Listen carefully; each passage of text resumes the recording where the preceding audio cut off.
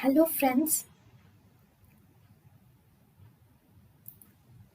welcome to Creative Medicine. In this lecture, we will learn about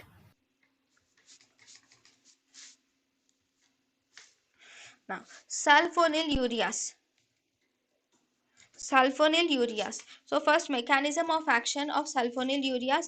These sulfonylureas will actually they block the ATP sensitive potassium channels. They block the ATP sensitive potassium channels and thus they depolarize the islet cells. Once the islet cells are depolarized, these will increase the release of the preformed insulin. So there is increased release of preformed insulin is seen, and there is increased glucose uptake is also seen. Obviously, once the insulin is released, this insulin will produce actually whenever the insulin is released, it will increase the expression of GLUT4 receptors are increased, which will cause increased glucose uptake by the cell.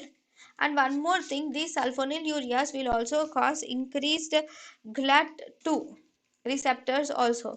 When they cause increased GLUT2 receptors, these will improve the sensitivity of insulin.